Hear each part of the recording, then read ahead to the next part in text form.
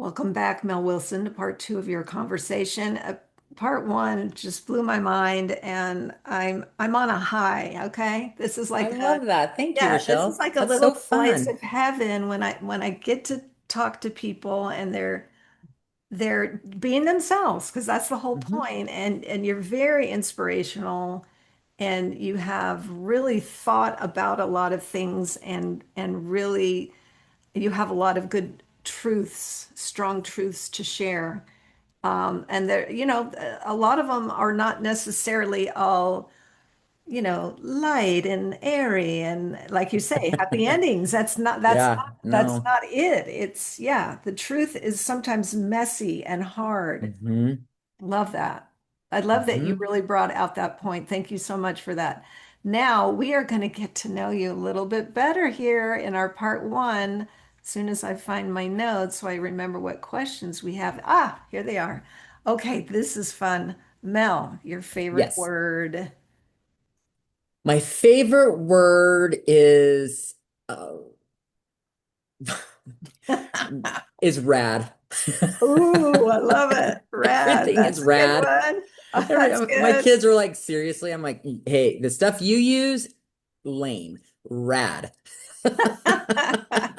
And there are some words that we can just take with us. Maybe we heard Hmm. them early on, but like, no, that's still a word I am going to use. Hmm. So get over Hmm. yourself. This is the Hmm. word I'm going to use.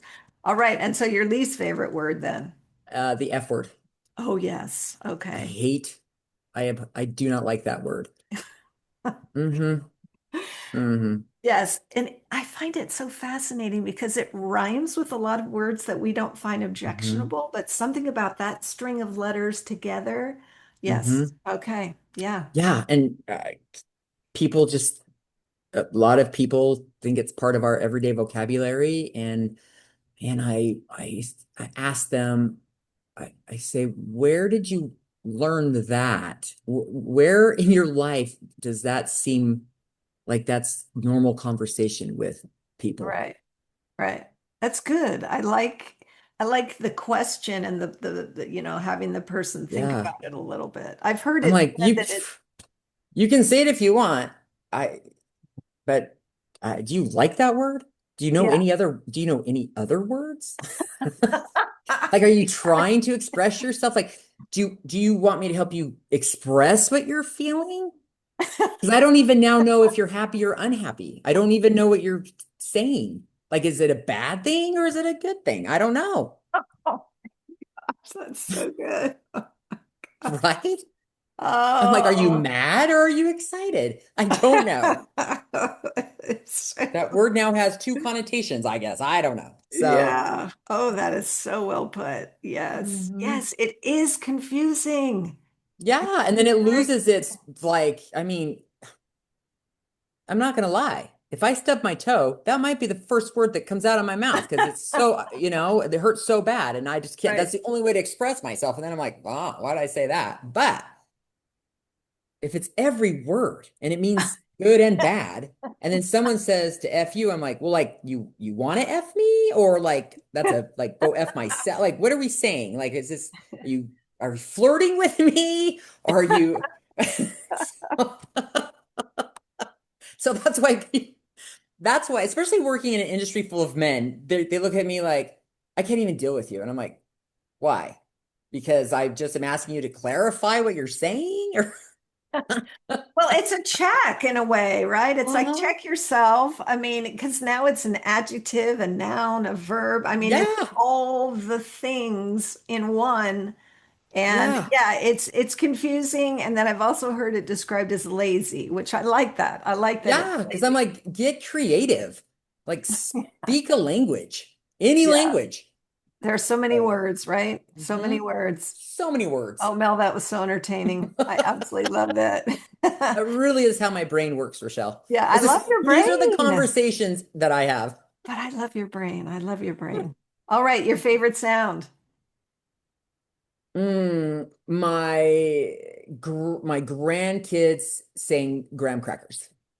Okay. And I've heard you say that that's what they call you. Hmm. And it is so adorable. It's So my favorite. graham crackers. Graham crackers.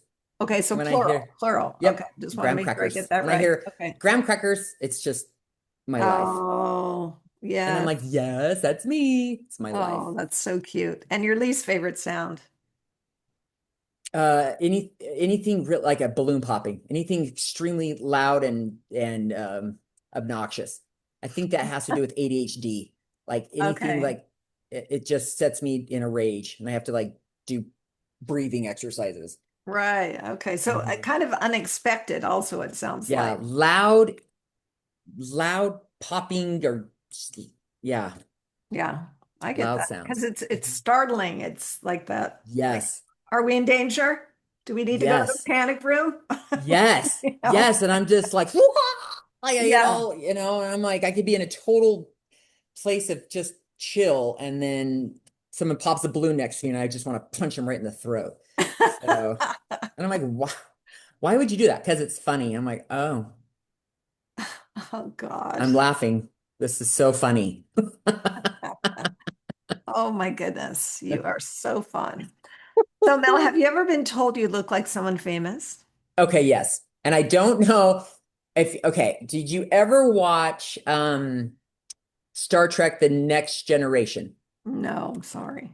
There was okay, I hadn't either. I mean, I watched Star Trek with my dad, but The Next Generation, but when I was in my 20s, I had the like a bob, short, blonde, not curly hair, and there was a character, and her name was Tasha Yar. And Okay. I would go anywhere, and people would say, "Are you Tasha Yar?" Oh And my I was like, "Who the gosh. hell is Tasha Yar?" Right? And this is even before like you just go Google or. Right. And so finally I was like, "Yes, I'm Tasha Yar." And they're like, "Oh my gosh, can I have your signature?" I'm like, "Sure." So when I finally found out who Tasha Yar was, I was like, "Oh, okay, I see it. We could be sisters." Oh my gosh, how fun is that? Oh, that's great. And of course, right after we finish, I'm gonna have to look up Tasha Yar because I'm Uh-huh. familiar. Love that. Yes. How And then fun. I'll have to show you like my high school picture. You'll be like, "Oh my gosh, Mel, that is hilarious." All the time, I'm like, "Who is Tasha Yar?"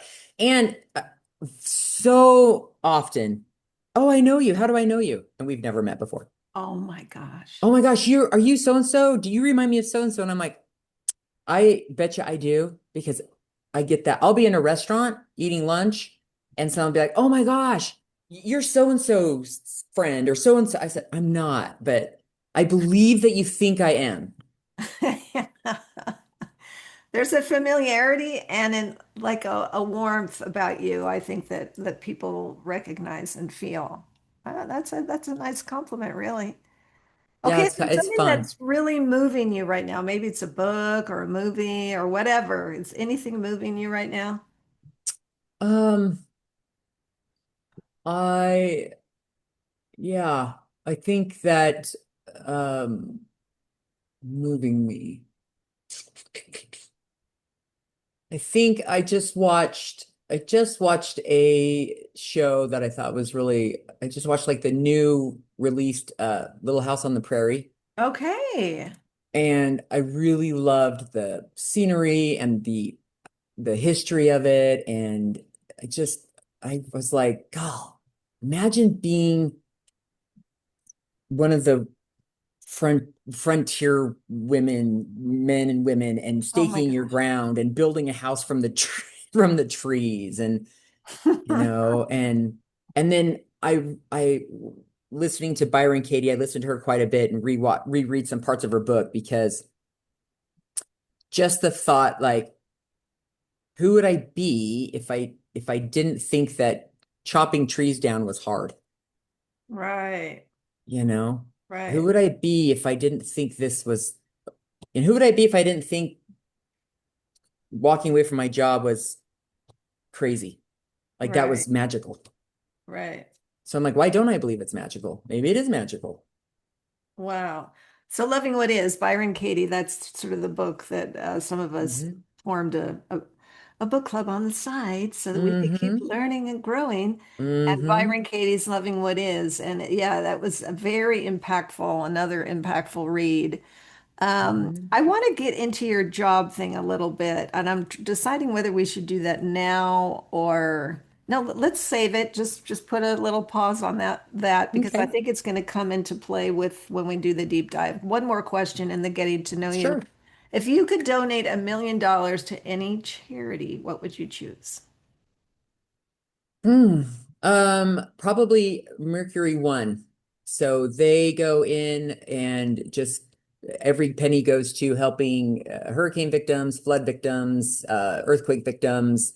It's all volunteer. So I, whenever uh, whenever something's going on, Mercury One's always trying, Nice. collecting monies and things like that. Yeah, I don't think I've heard of them before, and that sounds like a very important thing for people Hmm. to be doing, right? Oh yeah, they're always right there. Love that. Thank you for sharing that with us. Okay, Sure. so now let's go to the deep dive. And as you know, this is part two of our conversation where we're talking about what's with all the coaches and why you might want one. Um, let's chat a little bit about your job that you've made reference to blowing up, because I think it leads into the kind of coaching that you want to do. Tell us what you'd like to tell us about that. So I was a director of fixed operations in a Ford dealership, which basically means over everything in the dealership except for car sales. Okay. So the parts and the service where you go to get your car fixed or serviced, the technicians, the employees.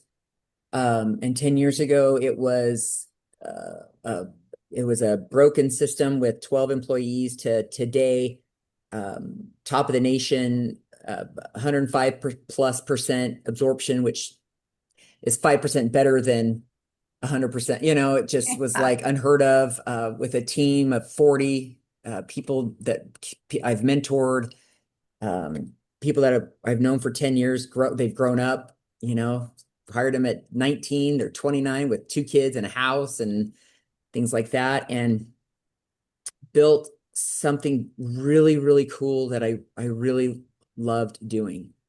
Mentoring the people, training the people. The industry is really exciting. Helping customers, Mhm. building a vision, helping people see, extreme ownership of things. Yep. Um, and to the expense of, a- I, it was really everything to me.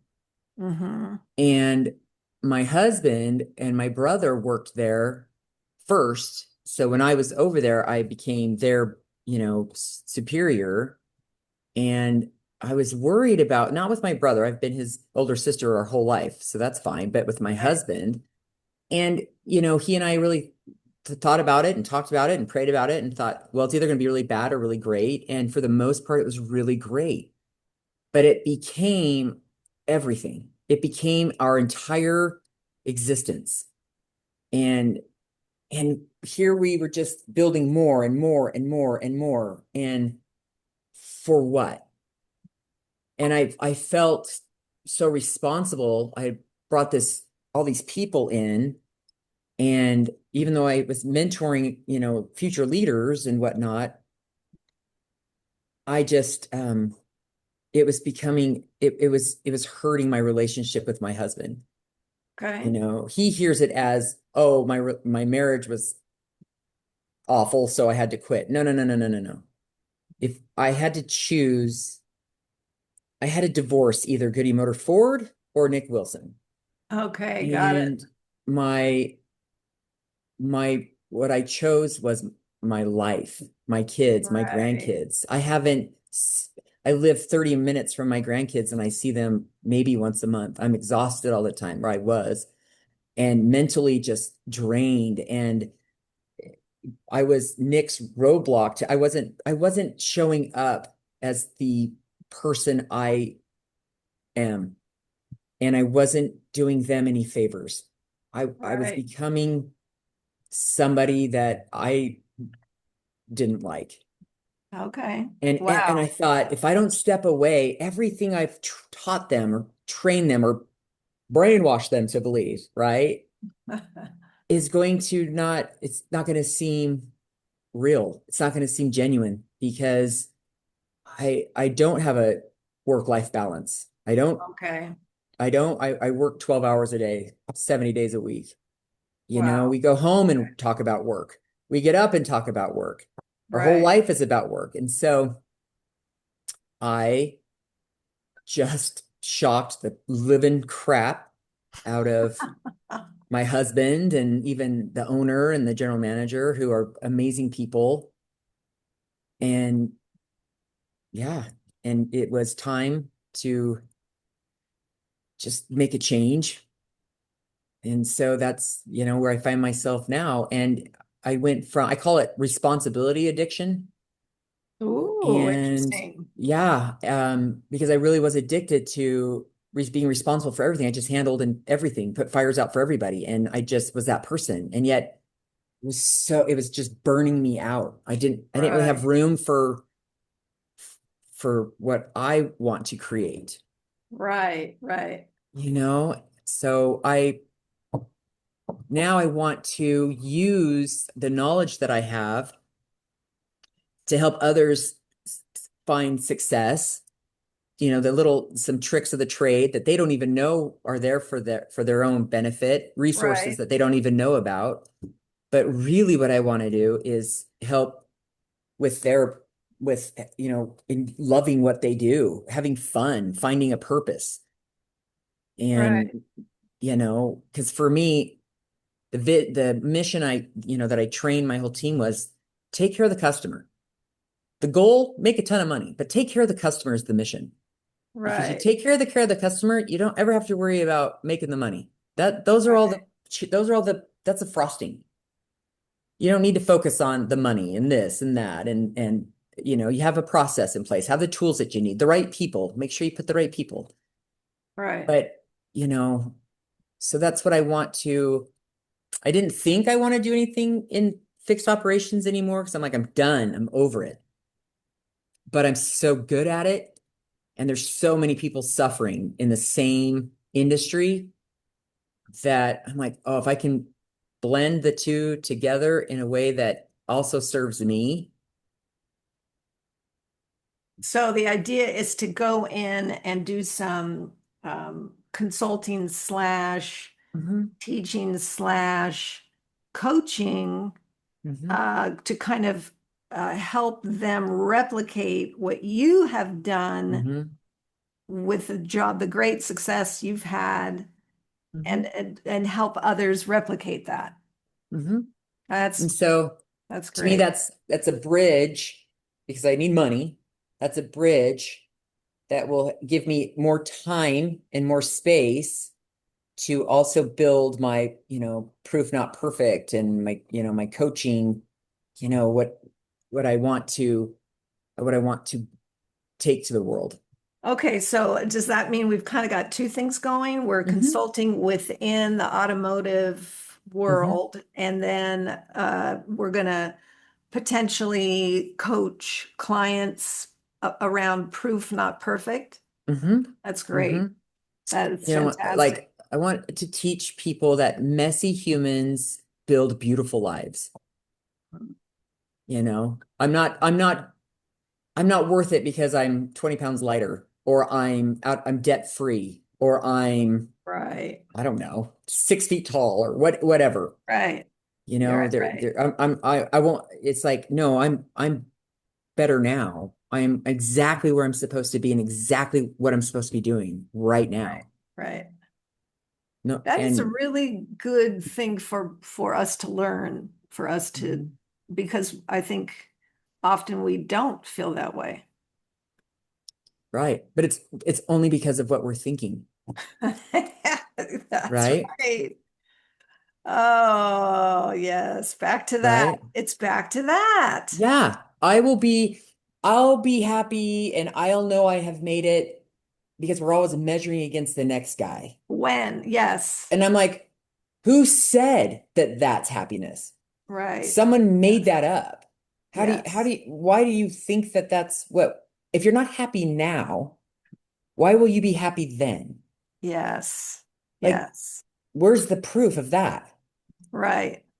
You Right. know, I've had to learn that. Like, I thought, well, I'll be happy if I divorce my husband, and God had other plans, and it wasn't all romance and storybook. It There's a never is, right? No, but I wouldn't change a thing. Right. I Yes. love him more today, which he's like, why? I was so, and I said, you were exactly who you were supposed to be, and so was I. Right.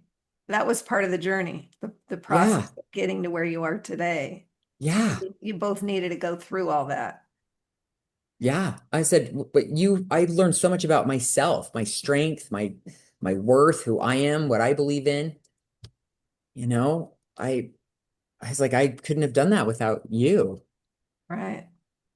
So, Lessons, right? That we right? learn. And yeah, and I'm like, we could be the messiest humans, be totally in debt, be totally out of a job, be totally whatever. But what makes that a bad thing? What makes messy a problem? Right. Who Yes. would I be if I never was taught that messes were bad? Mm-hmm. I'm like, you Yes. just clean it up. Yes. Oh, I like kind of like messes actually are good because we're never going to arrive at perfect. So why is that even a goal? Yeah, which I find so ironic, especially with like members of my faith, because they go around so judgmental of themselves for first, because that's when someone's judging others, they're really judging themselves. We all know that, right? Uh-huh. And they have some idea of what perfection is. And I'm like, isn't that interesting? Because that goes exactly against the doctrine that we're here on this earth to learn. And you don't learn if you're perfect. Right. What would be the point, right? So then why do you think you're here? Right. And if you believe in the atonement, I don't see anywhere in scripture, no matter what religion you're in, where it's like a one for. You get one time. So I died for you for one sin, Ah, right? So it's not like, yeah, here's a gift. It's a one-time gift. So use it for a good one, use it carefully. Yeah. And I don't, and I know for a fact that God's not up there scratching his head being like, oh, I didn't think Mel would do that twice. Oh, now what? Right? Oh my gosh. Like he's got it figured out. Right. So, yeah. Yeah, I think we can get really caught up in feeling that it's very conditional.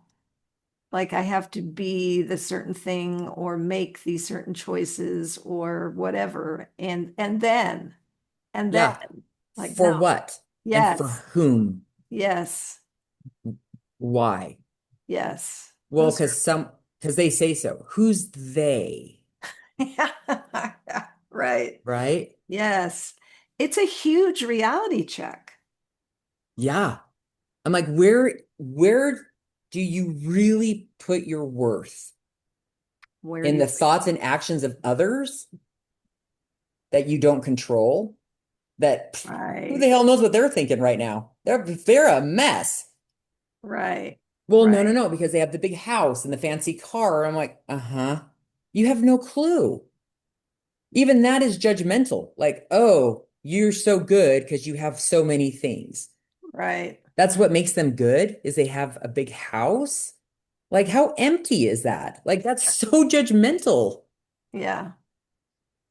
Right. Look, yes. Thinking that they somehow have it more together because they're quote unquote successful in the eyes of the world, perhaps, or money wise, but that's not where the value lies. Yeah. So if they believe that about themselves and then they lose their house and they lose their car, then they what have no value anymore? They're not. So why do you think people lose all their money and they're like, oh, I can't live? I'm like, that's what you think the purpose of life is? Right. Right. Oh, Mel, you've got so, gosh, I just want to mine, I just want to keep mining all the gold, Oh, just there's a lot gold, in there. gold, gold, gold. There's And there's a we've had lot. such a great conversation. Is there anything in conclusion that you feel like, well, I just didn't get to say that I want to say? No, I think no.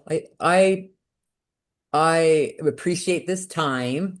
I really appreciate it. I thank you so much. It's very fun. I just love that there's any opportunity to express to people how special they are, how important they are, how perfectly human they are. Right. Yes. You Yes. know, I Perfectly human. I like that. I like right? that. You Yeah. know, I had a little gal, um, my one of my very dear friends, her daughter just went through a really hard time and finally came home and get going through it all. And she wanted to come see me. And she's just this tiny little Asian. She was adopted from Taiwan. Okay. And she's just tiny little thing and smart and just so cute. And I just give her these huge hugs. And I said, do you know what you do perfectly? And she's like, nothing. I did this and this. And I said, no, you are perfect at being a human. Hmm. And she was like, oh. I said, nothing went wrong. Nothing went wrong for in your life. You're perfectly human. Oh my gosh, that's so good. So give yourself give yourself a big hug because look where you are. Look what you did. Look what you got through. Look what you've learned. Look what you get to now teach others. Right. Like Yeah. I think God must really love us to give us these lessons in life, these trials that we get to take that to the world and help others. Right. Yes. And that's so much for me, and I am assuming for you a lot of what it's about. It's like taking that and Hmm. encouraging, being the cheerleader, but then being a Hmm. coach Hmm. and helping others Hmm. realize that I view it as being more you, because I Hmm. think a lot of people are less themselves because they're Hmm. what for a million reasons, a million Hmm. reasons. Yeah, And they put on their whatever show because they're so worried about what that person is thinking about them. yes, I was born without that gene. I greatly appreciate that about you. I really do. Where can people find you if you want to be found, Mel? So proofnotperfect.net and my email is mel@proofnotperfect.net. Gosh, love that. Well, I love all the goodness you're putting out in the world, and I'm very grateful that we got to meet and connect and have this time together. I know. Thank you so much. I always love seeing you Oh, thank you, and your Mel. sassy hair. You're so pretty. So You're so- Thanks, she's like, Mel. I know. No, Own it. Just thanks, own it. It's Mel. okay. Appreciate you. Appreciate you.